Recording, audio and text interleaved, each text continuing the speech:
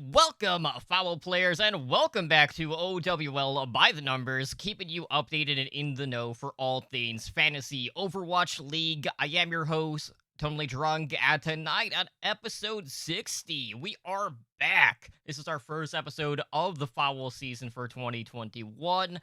It has been, our last episode was back in October. Mhm. A lot of stuff has changed since October. Our meme to dream award, like person who tied to win the award, Jerry is no longer on the Boston Uprising. As a matter of fact, a lot of people aren't on the Boston Uprising. We'll talk about that later because we had some breaking news from the Uprising camp earlier today in regards to some visa issues leading to a roster release. We have teams swapping regions, a whole lot of changes when it comes to the Dallas Fuel, a lot of new faces, some call-ups within like organizations. We got a lot of personnel changes. You had Valiant doing whatever the hell they're doing. There's kind of like a lot to dive into tonight. So we're gonna jump around a little bit before we kind of get our feet underneath us, just because there are a lot of moving parts. And of course, we'll kind of take a look at how those are going to be impacting the Fantasy Overwatch League season. But before we do that, let me introduce you to my co-host. As you can tell, it is a two-man crew tonight. Unfortunately, Edinar has fallen under the weather. If you follow him over on Twitter, you can get all the details on there. But we wish Ed a speedy recovery, or not, because let's face it, Ramses. Like I mean, without Ed here, you're not going to get the constant badgering that you normally uh, would. well, I would number one, I want Ed to be healthy and safe, and I want Ed to be back on the show as soon as possible, just so I can dunk on him for Mhm. again. I am known apparently as the guy who has the bad takes on this show, but like me and Ed are like neck and neck as like in that department. I would argue it is a race towards the bottom for the two of us. So I am happy to be back. It feels like forever since Totem and I have done a podcast together, Right. but I'm always happy to be here. Overwatch League Fantasy, I think now that we have a set format, I am excited for. I think I'm not as like excited as I was necessarily if we had like an official client and like all that, but things are in a good spot. I think with the new tournament format, we have a very consistent lead up and then a consistent format to where like to be able to rely on as far as playing. Now that we are going in with the intention of things being online for the whole year, we Mhm. don't have a sudden drop where all of a sudden there's no fantasy Overwatch League for like a month and a half. So I'm feeling good. And these roster changes have also got me feeling really good. I think Totem, I know it's been something a lot of people have said, but I'm of the opinion that competition this year, like the floor has gotten a little bit higher. Mhm. That while we have teams that are always going to be really, really good, I think the general level of bare minimum competition has gotten slightly higher than the past years. Right, and that's a great thing because looking back, this past season definitely had hiccups. Obviously, the pandemic happened. We had a number of format changes throughout the season, and because of that, the interest in Fantasy Overwatch League kind of took a hit at times. I Mhm. know for a while there, our active player base probably dipped. At least in our contest, it seems like by the end of it, there were maybe like 5 or 6 people playing out of like the 100 plus that had signed up initially through like the various platforms. And with us moving to more of a tournament structure, it does allow more play in regards to kind of like breaking things up on a tournament by tournament basis if people want to do that. Or, they can always just stick to the weekly format, which is what we are primarily going to be doing for our season this year. And of course, that will be done via draft buff. So, looking at the 2021 season, of course, we are going to do our private host league. We'll let you guys know who's winning that because that's where all the bragging rights come into play. We'll see whether or not Ed is still going to be the king of the castle on that front, or if he's going to back the wrong horse again and lose our season long bet like he did last season when he picked the Boston Uprising to have a better season over the London Spitfire. And I just got to keep bringing it up just Only because Edward. he Only picked he Edward. picked Ron. So we got our private league. We will be doing our community leagues on a weekly basis, and we'll be tweeting out the details on that each week. The join codes will also be available in the show notes. And I know last season, Editor and I started to do the budget leagues. I want to open those up to the community more as well. So I got to figure out what the overall currency limit is going to be on that front with draft buff. But I'm curious to see how the other players are going to do, knowing that they have a lot less wiggle room on that front. So that's our Yeah, plans. I don't know. I don't know if you plan on doing any like traditional like draft style leagues. Um, but maybe with the format being situated at this point, you are going to be more open to that idea. I'll probably join a couple. I don't know if I will take it super seriously in like a content creators league or anything like that, but that option is always there. yeah. I like I think the problem is I love the drafting is the best part. Mhm. Like the drafting is the best part of any fantasy league. And I think I've had ideas about maybe doing because the year is roughly broken up into quarters since there's Right. 4 tournaments. I've had ideas about doing some sort of like legacy league even, but like a very quick legacy league where like you can keep like a certain amount of players from tournament to tournament, but then you redraft every time based on seeding. Okay.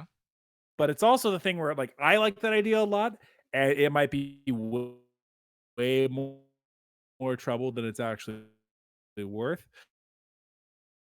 Plus, um, and I haven't. I'll have to look back and tool around with draft buff. But I think that for how Owl is, especially like with hero pools and different player changes.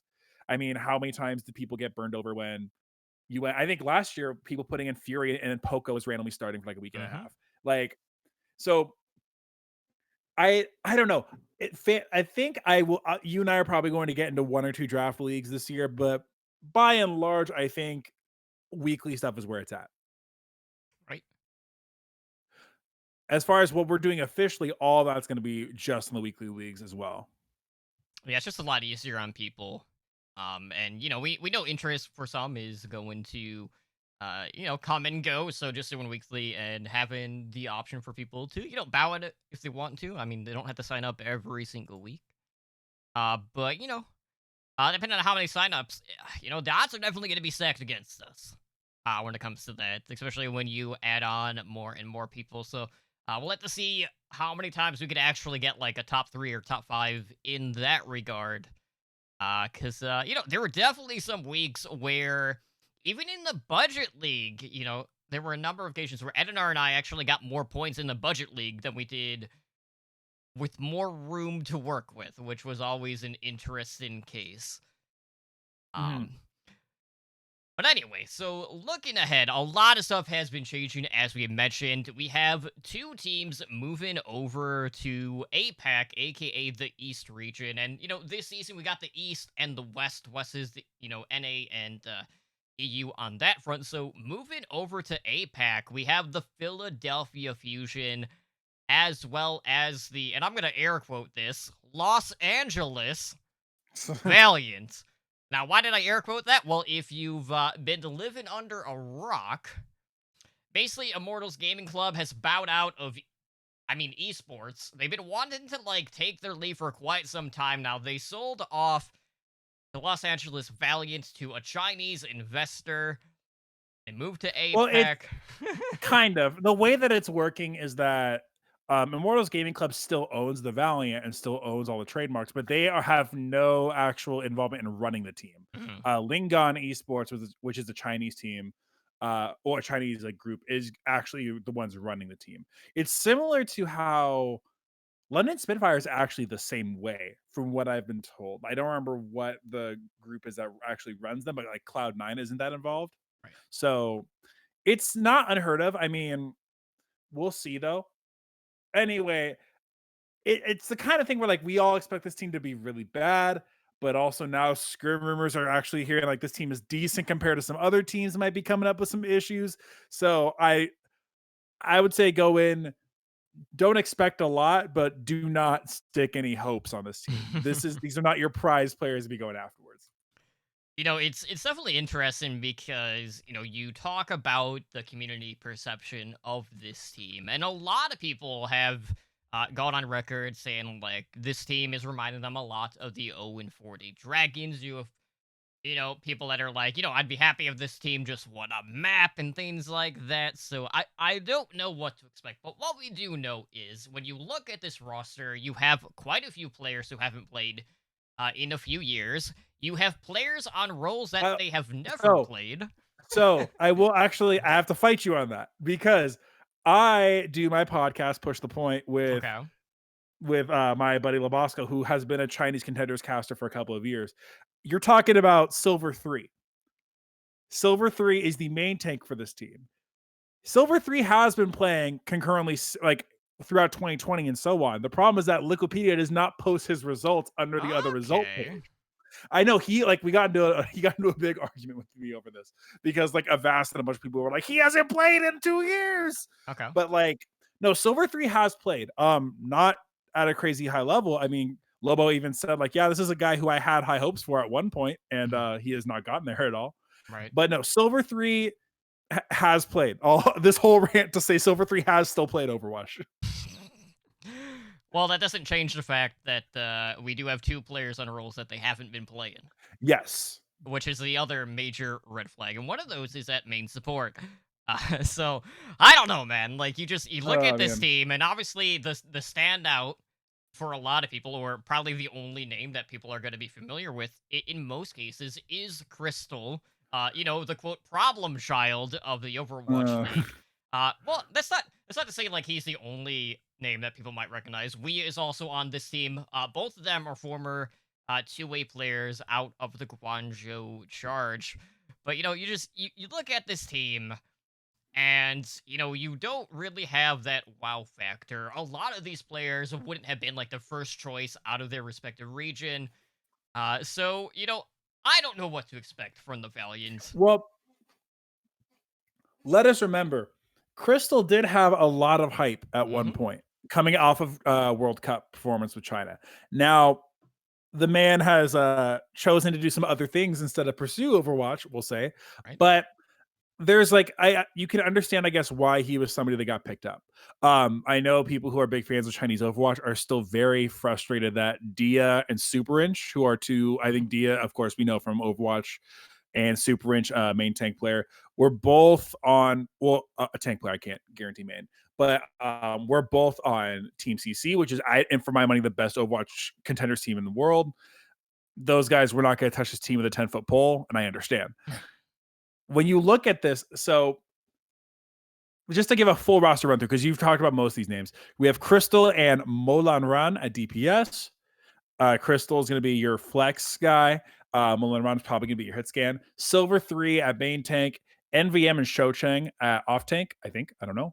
Hybe is your main support, a former off tank who is Hmm. now playing the position. And then Wea at flex support. Now, at first glance, here's where I'm going to start convincing myself, and I'm going to start conspiracy theorying myself into this working.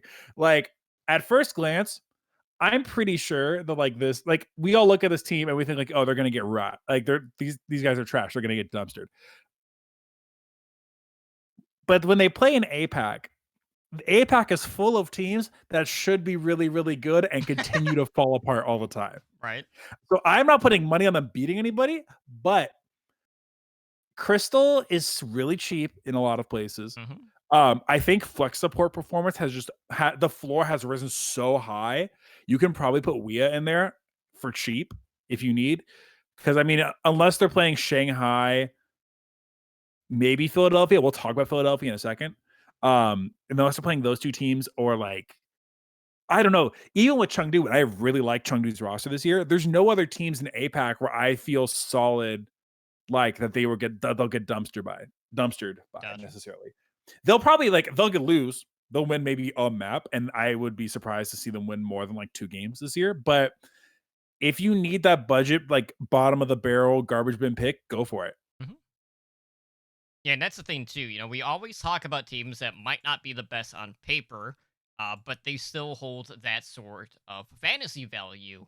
So these are this entire roster. I'm not gonna say like it's just one individual player. It's literally the entirety of the roster Mhm. are buy low players. You're probably Yes. looking at the 30 to 40 gold range on draft buff for every single player on this roster. And of course, depending on how they do, those numbers could fluctuate a little bit. But when you compare them to like the cost of, league averages, they are quite a bit cheaper in that regard. So I don't know. Like I'm gonna be on the fence. Crystal is probably gonna be the player who I will flirt with starting just because he's probably Mhm. gonna be like 36, 37 points. And you're like, okay, like that's a pretty good price for me to slot in, so you could go heavier on another role. But we just got to see what sort of return we are going to see for the value that this team is going to provide. The other thing to mention about APAC is that the Philadelphia Fusion, like we said, are now playing for the Asia Pacific region. Hmm. Now, I kind of want to put an asterisk on this team because this team is loaded. This is a championship roster. However, we know they've been having visa issues and we know that there's ping issues. To my knowledge and to my guessing, Funny Astro is still in the UK because from what we've been seeing in the news, it's crazy hard to get out of the UK right now.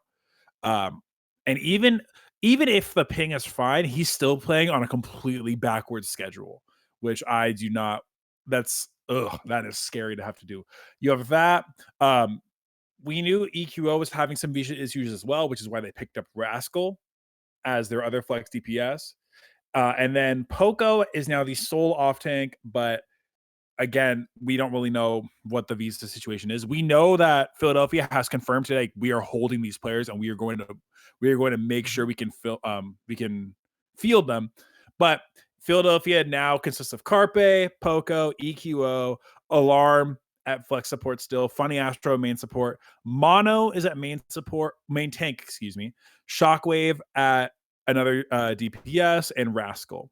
And this team, honestly, if there were no ping issues, I think this is easy top two in APAC for me. Hmm. However, with ping issues, I ugh, I'm not like I'm reluctant. I really like this team. I really want them to go far on this, but I think it opens the door for so many other teams in APAC to put pieces together and get out ahead of them. Yeah, this could be a team that's slow coming out of the gate because, you mentioned the statement that they put out today. It wasn't just Poco and EQO and Funny After that they were talking about. Shockwave was also in there. This is an 8-man roster. And half of this roster is dealing with visa issues right now. So it's just like, well, are we even going to be able to field a team? Is half the, or at least two of the players going to be, playing on pain at the start of the season? Like, how much is that going to be a detriment on these players? You look back at the season that Philadelphia Fusion had, both from a fantasy perspective and also within the Overwatch League, they had a pretty damn good year. Funny Astro Mhm. had high awards across the board on the fantasy front. He really rocked it alongside Crimzo in that regard. But when it comes to Korea, this has been a narrative that we have seen on three different occasions with the Philadelphia Fusion or teams within the Fusion house, where they go to Korea and they just shit the bed. They get dumpstered, yeah. It happened Oh, with Fusion University. They rebranded to T1. They still didn't get anywhere. And then, you had the playoffs where, the Fusion had only dropped a couple of games this past season, and come playoff time, they were just gone. mhm. It's just like, Oh, oh man, are we setting ourselves up for failure? And, this is a storyline that I'm so intrigued by because, it seems so familiar. But you can't deny the level of talent on this team. Like, can they repeat a 28-2 or whatever it was season? mhm. Probably not. But, you talk about competitive integrity and just the playing field of APAC as a whole. And when you looked at the NA side, there was a very clear cut top and bottom, and there were more teams. And it just seems like the Fusion definitely had an advantage in 99% of the situations over on NA. Now Mhm. we get some matches that we wouldn't have been seeing unless it was the playoffs. And even then, we didn't really get to see the extent of the head-to-head in that regard for the Fusion. So I'm really excited. Like, I know the visa issues are going to make people very weary, especially at the start of the season. So in your traditional drafts, or really even in the weekly drafts, it's kind of hard to know what sort of fusion we're going to get if they are dealing with all of these pain issues. Because yes, they have improved server pain and they have done things to try to level the playing field, but that doesn't mean a team can't be at a disadvantage because of pain. So we know that they are using artificial ping to try and like set a minimum between teams. However, the rumors and just the fan analysis I've heard has indicated that artificial ping is still better than actual ping. Like it is not that much. It is not near as much of like an equalizer as it is reported to be. Hmm. So Fusion is going to be another one of these teams. I think you mentioned it before. They're going to be slow out of the gate. I think, and honestly, and it's a bummer because like Alarm might be my number one pick if this wasn't the thing. Like Alarm would be up there. Carpe is like close still, maybe like this, and then you have to talk as well, like with this team's play style. I think has changed so much. Where I really wonder what they're going to do because we know Mono now the new main tank used to be with New York Excelsior. Mono is a lot more of a consistent, a lot more of a passive like anchor main tank. He's not as much of people made fun of Sada for how much he fed, quote unquote, but the guy's crazy. Like the guy was being aggressive and needed more resources. I have made the argument that you could see them just put more resources specifically into Carpe this year because you have Poco and Mono who are a lot more solid and can anchor.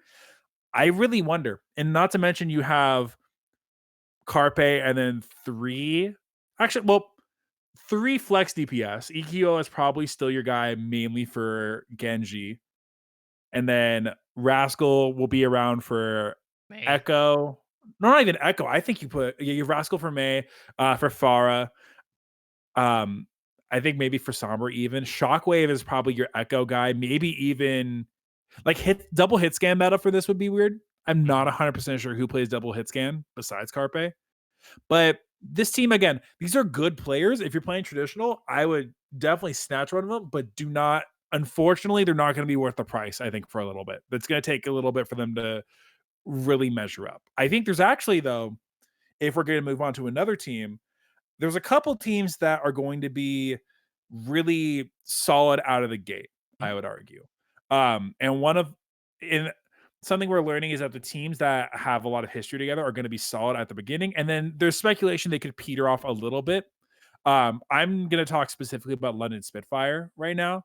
London, the core of this team, the tank line, and at least and the support line. Kellex has been there for most of it.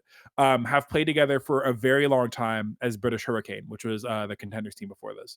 They were great in contenders, and they're really solid together, and they've played really really well.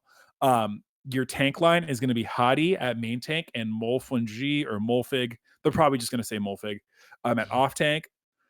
Really good tanks. I like both those guys. Your support line is Ripa, who the name might ring a bell from like way far back in season 2 Gladiators days.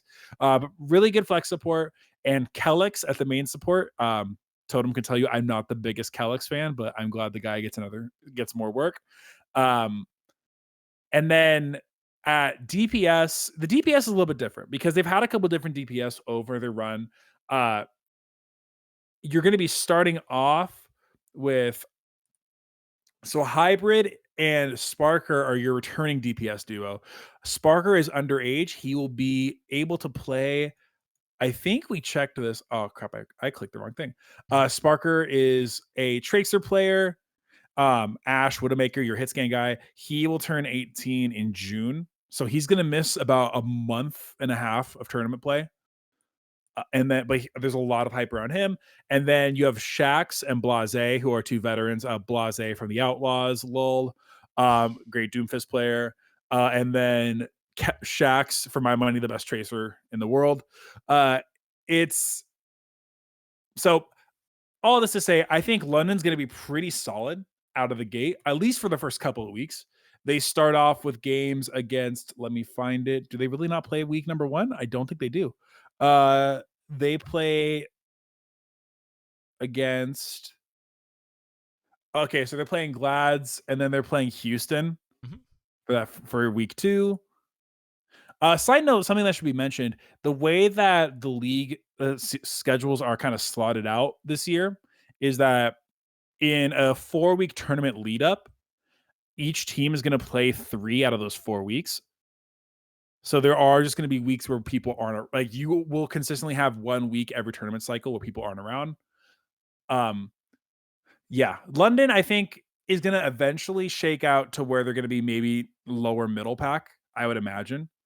But for those first couple of weeks, as teams are starting to kind of coalesce and get together and really lock in stuff, I expect London to play really, really well, or at least to play highly enough to where they're a solid, like, mid-tier buy.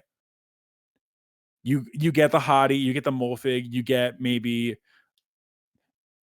Ripa, and then you're saving up all that money so you can go buy Birdering, you can go buy Violet, you can get your other guys. Right. Yeah, I'm really looking forward to this team. Obviously, they had absolutely dumpstered contenders Europe for, I mean, really the entirety of the year.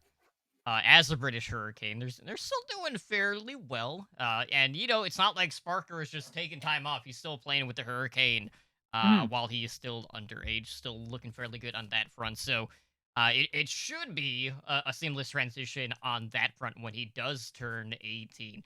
But man, like, what a difference a year makes, because last season the Spitfire kind of had like a hodgepodge team where they just kind of had a full house. They had a lot of relative unknown names, and they had some success, but they didn't really break out of the pack in regards to APAC as a whole. And now they're over in NA, where I feel like there's more room for them to grow. It gives them more opportunities to kind of like dumpster on some of the quote lesser teams over in NA. But as a whole, like, I'm so glad that this season, regardless of everything going on around us, I like that we have teams that have more condensed rosters, because it's going to mean that there are less times that, we're going to be questioning, like, okay, who is going Mhm. to be the guy for this team? Who's sitting, who's going to be coming in, who's going to be a map specialist, and things like that. So we can hone in more on who we're going to be starting in our rosters moving forward, rather than just kind of like Frankenstein in a roster and just hoping that someone doesn't put up a goose egg in this case. Yeah, and I also wanna make sure we some things to mention. Shax is probably gonna be your main DPS, I would think, until Sparker comes back, and then stuff might shake out a little bit more. Also, this team is playing from Europe, so they will be on artificial ping, or they will be Mhm. on ping. So that is something to keep in mind. I wouldn't necessarily take this team like for great performances against your upper level teams necessarily, but I would argue like mid table down, these are solid. Like I would argue at least Molfig, Ripa, and probably 1 or 2 of the DPS are pretty decent options for starting. Right. So looking across the board, obviously we've had a lot of move-in pieces, a lot of teams that are completely different from what we had seen this past year. And I think if you're talking about a team who has had the biggest facelift, we got to look at a team like the Dallas Fuel.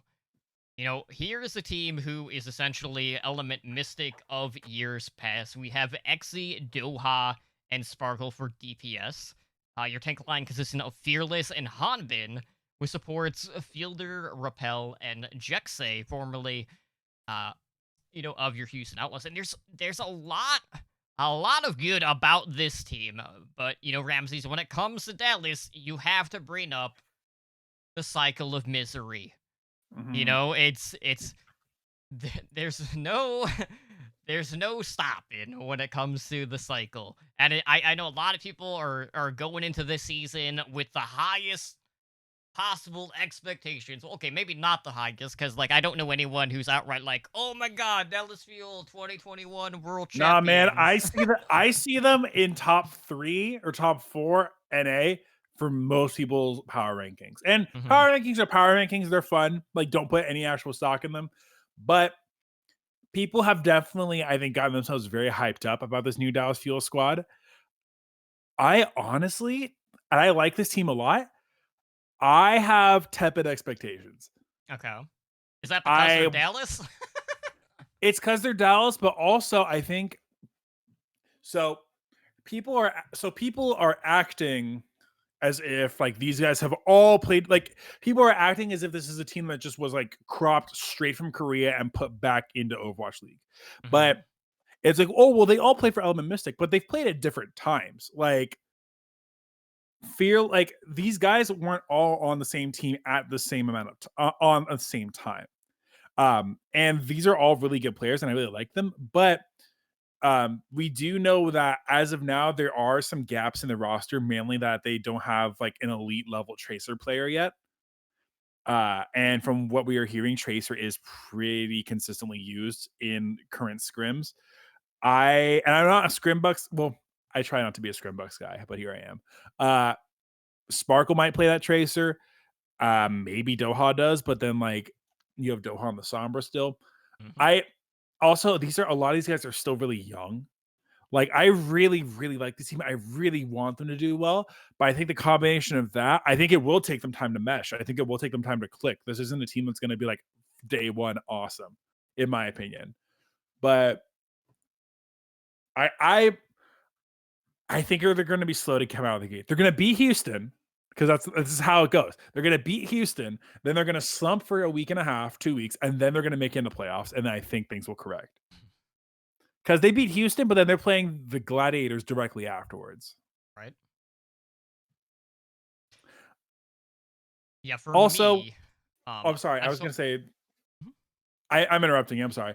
Um, when you look at it too, I think people expect elite level like stat performances from everybody on this team, but I also Mhm. think that aside from like Hanbin, I think Hanbin's maybe the only person I'm consistently excited. Like I think will consistently put up great stats on this team. I'm looking more at Fielder, primarily because he's not going to be playing on Pain because he was always playing from EU this past season. Um, so for me, like out of everyone on that roster, he's probably going to be the one I'm going to be eyeing the most. But a lot of people are looking at, all right, we got Doha and Sparkle back together. Doha was kind of like the odd man out this past season. In regards to like the other Element Mystic players, so it kind of felt like they were a family that was kind of like separated there for a while. And who knows, like, are they going to bring back the hack fist composition that they were really known for in the Element Mystic days? Or maybe they go, most of their combinations were built off of Doha's Sombra play, so are we gonna get the hack fist? Are we gonna get Genji mixed into there? I'm not sure, but I'm gonna be really excited to see those two players back, just because no, for a while there, when you talked about some of the best DPS duos that we've seen at the contenders level, that DPS duo, especially on Sombra Doomfist, was absolutely lights out. Now Mhm. that being said, Doomfist has been here and there in regards to the meta. I know we've been seeing him in contenders a little bit as well, primarily more with the control maps. Outside of that, maybe not so much. You mentioned Tracer, and that's definitely going to be a weak point on this team. I like, do they have Sparkle being the guy who's like always playing like the most needed character at all times? That's a lot of weight to be put on just one individual player, and if that doesn't work out, then you're just kind of effed. Like there's no going Yeah. back to the drawing board. Yeah, and I do wonder because we know hero pools are going to be a thing, but they're like weirdly mixed in. Like they're not for stage one, but then like they're not for. See, this is the thing. We're pretty much back in stages. Hmm. But like they're not for tournament one, but they are for like tournaments 2 and 3, and then I don't think they're there for tournament 4. I don't like. I know for sure that we don't have them for tournament number 1, and hero pools are gonna be a factor, I think, for this team where if they like if this team can play fearless Winston and I mean between field and repel, you have your flex supports covered, but like Fielder, if you can get Fearless Winston, Xe, Widow, or McCree, Genji from Sparkle, like this team is gonna crush. They're gonna do like you're gonna get crazy stats, but I have meta concerns about this team. Mhm. Another mover and shaker team though that I did want to touch on was the Washington Justice. Maybe not a move. Well, I mean, comparing them from where they finished last year, maybe not a mover and shaker, but this team has really kind of transformed themselves. I memed a bunch about their manager last year doing all those hashtag we built this tweets and everything when they like were signing people. But Right. this is a pretty good roster. Uh on DPS, you have Decay, who if I'm picking anybody for a number one DPS pick, I think it's Decay, to be honest, and either him or Burn Ring. Decay, Tuba is returning as well. And then your new DPS pickups are Jerry, my meme to Dream King, as another hit scan player, and then Assassin, who is a flex DPS player who spent a lot of time on Runaway and Contenders. Mhm. Really highly lauded guy. Um, at tanks, you have Mag, another contenders alumni, really great main tank. Turned 18 near the end of last season and decided to wait to come out till season 4. Has a lot of hype. People really are excited for this guy. Fury is your other off tank. All the Fury stands are already there. Rhea is going to be your backup there, which I think puts a little bit of an asterisk on there. We were talking about this before, where I like there are chances where Rhea might play over Fury. I would think they're really slim, but it happens. And it supports our closer and Bebe. So you look at like Washington's another team where like because of how a lot of the North American teams are structured, this team I think could finish towards the upper middle, maybe even in like top 4 or 5. Decay is still a monster, but I think when you have pickups like Assassin or maybe even Mag as guys who you can slot in to get like a ton of points for like a week here and there, it's a team that I'm going to be consistently looking at to possibly throw on my weekly squad. Mhm. Yeah, my question there is, the off tank. And really, I mean, I would say like both the former Spark players are players that I'm keeping a close eye on between Baby and Rhea, because there was a while there where Rhea was kind of falling off at the off tank position when he was on Hancho Spark, and Baby, while he still did good, it wasn't one of the elite level flex supports. So this is a very good opportunity for them to have a rebound year as a whole. But I know last season Jerry, he was really our draft king, so to speak. Everyone really embraced the meme power behind him, and like with this kind of team behind him, we really get to see what he is capable of doing. Like a Jerry Decay duo sounds pretty damn good to me. Like I want to see, are we gonna have that level of consistency rather than rolling Jerry out there and not knowing if it's gonna be like 10 points or like 60 points? Yeah. No, I'm right there with you. It's like I think about, and especially this team, I think is one that is going to have a lot of shuffles that are going to be map dependent or meta dependent. Hmm. Decay is the only one like where I think I would start him no matter what. But if we're in a spot where like Echo is really good, or if Genji's really good, or like I think when you look at, or even if we get into like an Ash Tracer meta, or even like a double sniper, like Jerry has a lot of upside. I think it'll depend. I the coaching is going to be a really big deal for this team. I think. Looking like you said with Bebe, Bebe is somebody who I might slot in here and there. He's not somebody I'm going to look out for or be excited to draft necessarily, because he's kind of fallen down to a point where he's not necessarily an out and out bad flex support, but he's not like a huge playmaker. Like he's not like a Violet or like I was trying to think of like other like he's not somebody who's going to make these huge plays or get like a ton of kills to get you in there. He'll sit there and he'll do his job pretty well. Hmm. So I don't expect a ton of points from him. Closer was all right for me for Dallas on a couple weeklies last year, and then eventually he just disappeared, and all of a sudden it was paintbrush every week. So I don't know. We'll even see. I think this team. they're done picking up people from what they said, so you can feel like secure knowing this support duo is going to play all the time. Right on. So outside of that, what's going on in California outside of the Valiant has been pretty interesting. Gladiators have basically stuck to their guns in regards to their DPS lineup of Bird Raid, Mirror, and Kevster. And they restructured their support line.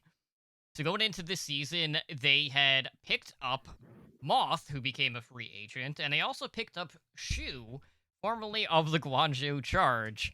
And you also have Skewed on the support line as well, with Muse coming in to play the main tank role on the Gladiators. And man, like I have to say, you know, the whole Moth discussion for the off season was probably one of the more interesting ones because that was a Mhm. pretty big deal because he had been kind of like one of the staples from the Shock Championship team, and of course, I'm sure everyone vividly remembers what happened on Rialto and just seeing that emotion etched on his face. And that's probably going to be one of those moments that we're constantly going to look back at in regards to like Overwatch League history. But you basically went from a Gladiators support duo that was very highly regarded towards the Overwatch League's inception, who had a little bit of fall off. And now it seems like this is more of a course correction by the LA Gladiators. So, I'm so glad that they kept the DPS trio together.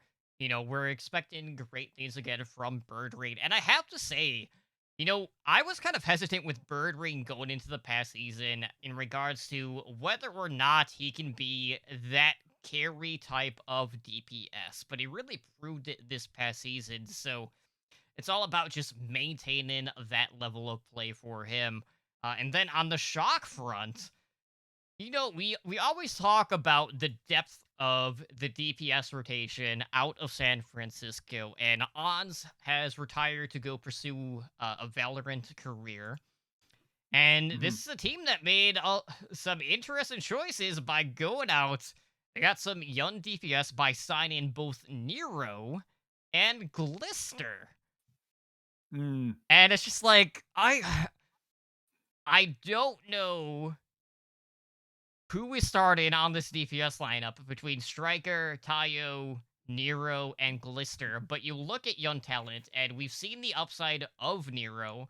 Glister has been pretty lights out, but didn't really have the support behind him on the London Spitfire. Like, what are your thoughts on the Shock? Like, is this a three-peat team, knowing that they still have like very coachable players at the DPS rotation because we haven't really seen a whole lot from Tayo so far throughout his Overwatch League career.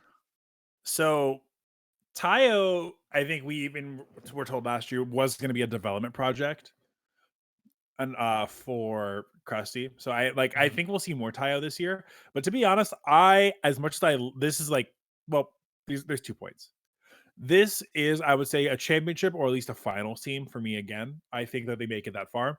However, fantasy wise, I'm probably not going to touch any of these DPS players, unfortunately. It's just until we like, I'm not going to go out of my way to get any just because I don't know what kind of setup we have. At least with last year, you're pretty confident that like it was going to be Rascal and Striker for most of the maps. Mhm.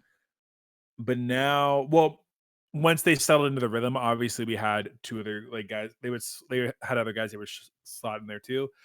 I'm pretty confident that it's just going to be. I think if anybody's going to play the majority of the time, it'll be Striker. But Right. even then, like Nero covers a bunch of those heroes, but like Nero covers a lot of Rascal's old heroes, but like you also he can like you have him at Widow possibly, you have Striker at Widow possibly, you have like even Glister can play Widow too. I'm sure Tayo has a Widow in there somewhere. Like the DPS I'm not I really like, but I just don't know how confident I am for fantasy. But everywhere else though, like Violet, I think is still number one pick for me. And then Choyobin still the best off tank in the game. Like there's nobody else I would even like those two guys are still rock solid. And then FD God at main support will be interesting. Just because I don't know how much fragging he's gonna get to do because I think they're all gonna be dead before he even gets there. Yeah, like, are we gonna see that hyper aggressive Lucio play again? Like, Mhm. I, I'm not sure. I just hope, at least from a fantasy perspective, that the Super Genji is retired at this point in time. Especially When we since they least do have expect it. Blister. Or maybe, who knows? Maybe he's gonna change his specialty and bring out a new DPS hero. Oh, the Super Widowmaker. I don't think The, that's gonna be it, but the Super Widowmaker. One of these days, they'll be playing like Houston or somebody, and they'll throw it in there just to make us feel bad. mhm. All right, so outside of that, obviously, basically like every team has some new faces. Is there anyone else in particular that you're just looking forward to following, just their journey as a player, or who you think has like the biggest impact on, a new landing spot, whether it's just a new team, a call up, or anything in that regard? Let me think, because I stand Crimzo last year. Hmm. I was the guy singing Crimzo's praises for the entire year.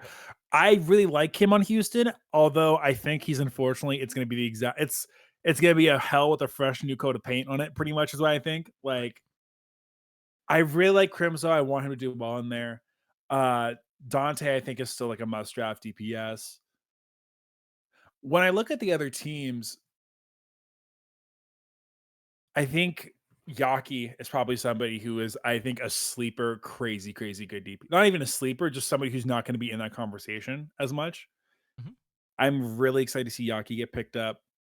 I don't know. I know we have another week. Well, we'll be talking about this next week as well. But like, there's a ton of the league. Like the floor of the league has risen so much that I think it's very hard to definitively say there's like as far as NA, there's no outright well, I say that, but Vancouver, like Vancouver is looking rough. Vancouver, honestly, Vancouver's roster, they would be like a mid-table team season one. Hmm. They would have been a mid-table team season one.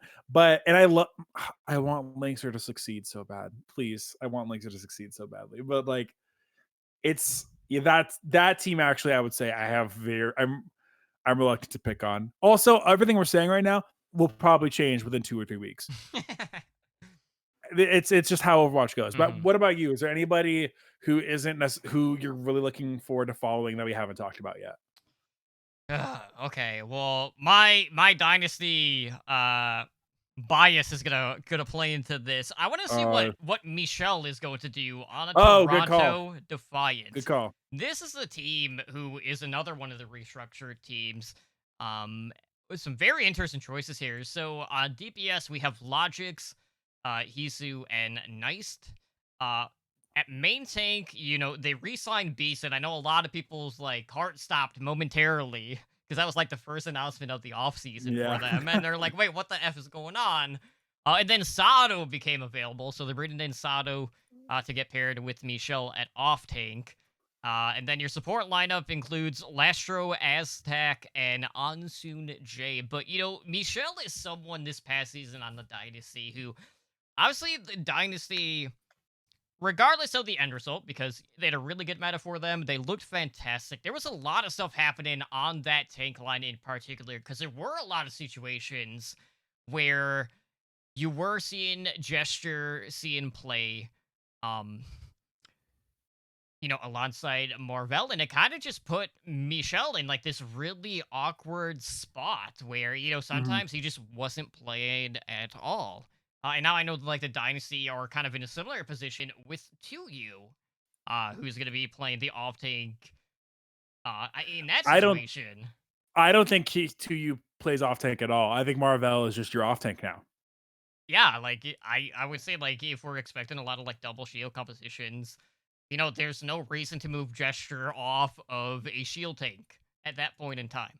It's just too good at that role, and you don't want to ruin that sort of synergy that you built over the multitude of years between him and Prophet on that team. But Toronto as a whole, at first I was like, what the hell is this team doing? And then like we got more and more pieces, and now like I'm not gonna say that they're gonna be absolutely lights out, but my level of intrigue, or just investment in this team is definitely a lot higher than what it had been. Like How is Mhm. Sato going to do now that he doesn't have the same level of support that he had on the Philadelphia Fusion? Because that is a player who basically had a 180 in regards to community perception of him as a whole. Maybe not complete 180, but like he definitely had a major uptick in regards to his play from a season to season perspective. So seeing him in a different situation is going to be very interesting. And no, I just hope Logic's, like it's so hard to tell what he's going to be on this team. Like, is he gonna fill like that Linkser role on the Titans where he's primarily only gonna be playing on a control basis, and then you have Hisu and Nice playing the DPS on all the situations outside of that? That's probably gonna be the bigger question for me on this team. But I want to see Michel come out have a very solid season and just rebound after having just opportunities taken away from him. And, it's not really his fault, The Dynasty were just playing to their strengths because at the time there were a lot of double shield compositions. And, even in that case, like, I wouldn't say his Sigma was to the same regard as what we saw out of Marvel. Yeah, I agree. Uh, Quick thing to note on Toronto. Toronto, like a ton of these players are all people who have experience with KDG, who is their head coach. Hmm. KDG spent some time with Seoul, which is who like he worked with the roster that had Michelle starting. And then you have a bunch of the players from Philadelphia. We talked about Sato. Um, we talked about why am I forgetting the other name of their DPS player who was there? Who played the DPS player for them who played for Philadelphia last year. Oh, Isu. for Hisu. Mhm. Like a bunch like I think this team will be pretty good, but it's gonna come down to coaching. And I think you could see like Michelle was pretty consistent even when Soul was all over the place. So I think Michelle will be a pretty good play nonetheless. I do think though for other players on this team like Hisu, like Sato, even for maybe the flex supports, it's gonna come down to coaching. Mhm. Quick note as well. I know as we're kind of in the back nine of this episode, we did get news earlier today actually that Soon was released from the Boston Uprising due to visa issues, Mhm. and there is a tendency I know people have to paint this in the same light as the LA Valiant situation, which was I think a very different animal. The Valiant one, it seemed like there wasn't even an effort, and you can tell because the Valiant have not officially told us their roster yet. The league Yes, on has. Twitter. Right. Yeah, the league has, and then whatever the Chinese equivalent of Twitter, I can't remember the name of the platform, Weibo also or has. Weeaboo or Weibo, yeah. whatever. Yeah. They've told us, but like LA Valiant hasn't tweeted for like 3 months. So but at any rate, it sounds like they say it's due to visa issues. We do know it's really rough getting players out of Europe right now, especially to bring them over here to the US or to Korea. So it's a huge freaking bummer. Right. It's a really big bummer. And I think a lot of us were really excited to see Soon in a new place as he continues to kind of I don't know if you could go so far as to say have a career renaissance because that was kind of his deal last year, but he has consistently proven time and time again he's somebody that deserves to be kept around and deserves to still be in the conversation. Now, I think we get stuck in part where I would imagine Boston really did try to keep him and do whatever they could to keep him on the roster. And at this rate, you cut him and hope he gets another spot somewhere else. Mhm. I do know with how player contracts are currently set up, he probably did not get paid near what he probably only got paid a small amount, which really sucks. And there's a lot of the door's open for that to be taken advantage of. But I really, I would love to see him on a roster. I don't want this to be the end for soon. Right. Absolutely. But yeah, it's probably gonna do it for us here tonight. Obviously, we have season kickoff happening here with like what? It's like April 16th. I want to say is the kickoff. Yep. So a week and a half from this recording, so right around the corner. And we're just gonna play it by ear. Like if Edinar is feeling good this next week, of course, we'll bring him back on, and we'll just keep going from there. But drafts are available on Draft Buff. We'll be setting up our leagues here shortly. But with that being said, that is going to do it for us here tonight on OWL by the numbers. So if you guys want to help us out, The best thing to do is, of course, to head on over to iTunes and write us a review. Let us know how we're doing and if there is anything you would like to see us incorporate into the show. If you are looking to support our podcast network or this podcast, you can check out our Patreon page where we have tiers starting at just $1 a month. You can find more info there at patreon.com/OWL Network, where you too can join the likes of our master and above patrons in Daniel, Owl, and Kesha in helping our network grow. And of course, outside of that, Ramses, we do have a number of different ways how our listeners can contact our show. So why don't you go ahead and let them know how they can do that? For sure. You can find us on through email correspondence at contact@owlnshow.com. Our Twitter handle is at owl by the numbers. Website is www.owrecall, where we have a whole wide selection of every Overwatch podcast that's currently going and updating. It's a great catalog. There's a ton of awesome content in there. Highly recommend you check it out. youtube.com/Overwatch League Network. Our Discord, which is really fun, there's a ton of good people in there, is discord.me/OWLN show. And if you're not watching us online, you can watch us online at twitch.tv/OWLN show. We are a Twitch affiliate, so you can help the show by subscribing to our channel and earn our network emoticon. We stream pretty regularly. Overwatch League Network is currently running kind of on a flex schedule. I know that they've got some schedule stuff going on, but you can follow them on Twitter at OWLN Show to find out when they're streaming. We at Owl by the Numbers, we're going to be at Tuesdays at 6 p.m. PT. I work and I get off and I show up right afterwards. But if Ed actually shows up on time, it'll be at 6. If not, you'll see us at 6:30 PT. Heroes Never Die, which is the variety Overwatch show, will typically air Wednesdays at 5 p.m. PT. And if you want to follow one of the hosts of that, you can follow Ed at Ednar Overwatch, I think is the handle. I forget. He changed it to Ednar 83. Ednar83, boomer status. Wow. You can follow me at Ramses_OW. Totem, where can they find you? Well, you can find me over on Twitter. That would be at Totally Drunk, as well as on Twitch, using the same username. But man, 10 days, Ramses. I cannot wait. It has been a long time coming. Finally. Just hoping for a more level playing field, both in the Overwatch League as well as Fantasy. And, hopefully we have the fall of the King this season. We got to take back the crown. We'll see. The problem is who's going to take it? Like, at this point, like... Maybe it's not so much taking it as it is Ed just tumbling and it just falling off his head. Oh, between us. Oh, no. We're going to kick Ed's ass this year. But we'll see if we have any repeat winners for our Foul Awards on that front. But that will do it for us here tonight. We'll see you guys back next Tuesday night. You guys enjoy your week. Get your drafts set up. And be sure to check out our draft buff leagues here very shortly. But for now, we'll see you then. You take care. Enjoy your weeks and have a good night. Later.